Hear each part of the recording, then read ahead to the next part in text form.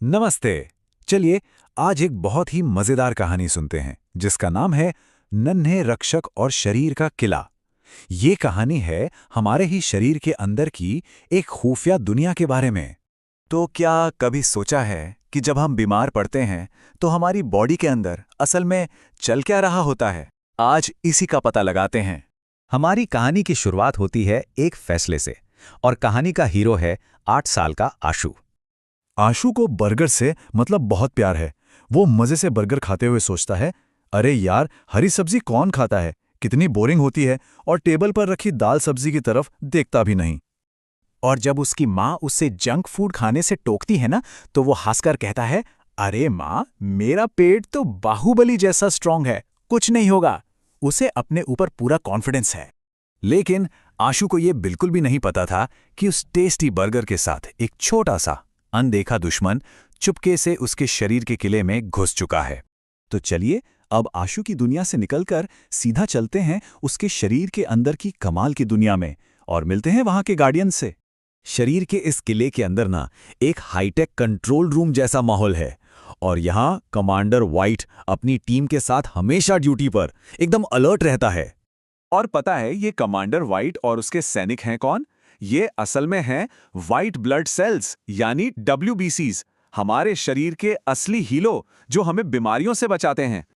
सब कुछ शांत था, लेकिन तभी डिंग डिंग डिंग किले के अंदर खतरे का सायरन गूंजने लगता है।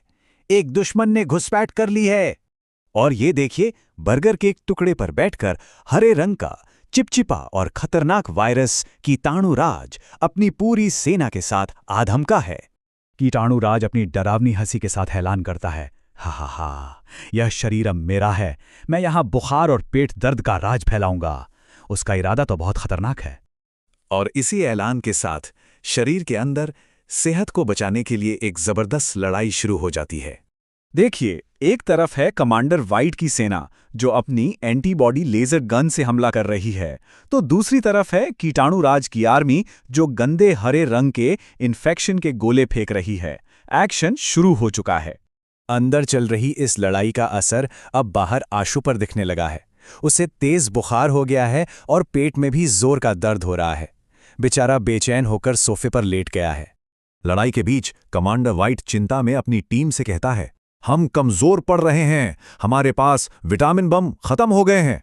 क्योंकि आशु ने कोई हेल्दी खाना नहीं खाया था तो उसकी सेना की एनर्जी कम हो रही थी। तो अब सवाल ये है कि क्या कमांडर व्हाइट ये लड़ाई हार जाएगा? क्या कीटाणुराज का कब्जा हो जाएगा? लेकिन रुकिए, कहानी में अभी एक ट्विस्ट बाकी है। मुश्किल में फंसे इन रक्षकों के लिए मदद आ रही है। बाहर आशु की मां उसे हल्दी वाला दूध और दवाई पिलाती है। और पता है अंदर क्या होता है? शरीर के किले में पोषक तत्वों की एक सुनहरी बारिश होती है। इससे कमांडर व्हाइट और इसकी सेना को एकदम से सुपर एनर्जी मिल जाती है और उनके हथियार भी अपग्रेड हो जाते हैं। नई ताकत मिलते ही कमांडर व्हाइट पूरे जोश में चिल्लाता है, टीम तैयार हो जाओ, विटामिन अटैक। अब लड़ाई का पासा पलटने वाला है। तो चलिए अब कहानी के आखिरी हिस्से पर चलते हैं जहां हम देखेंगे लड़ाई का नतीजा और उससे मिली एक बहुत बड़ी सीख। कमांडर व्हाइट की विटामिन पावर के सामने कीटाणुराज की एक नहीं चलती। कमांडर उसे एक जोरदार किक मारकर शरीर से बाहर निकाल देता है।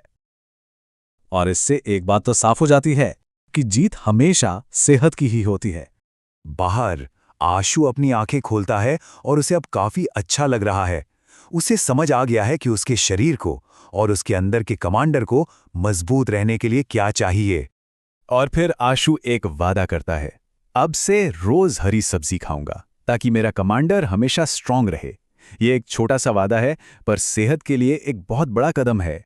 तो आशु के इस कहानी के बाद एक सवाल तो मन में आता है कि हमारे शरीर के अंदर का कमांडर कितना मजबूत है और उसे मजबूत बनाने के लिए हम क्या कर रहे हैं। इसी सवाल के साथ आज की ये कहानी यहीं खत्म होती है।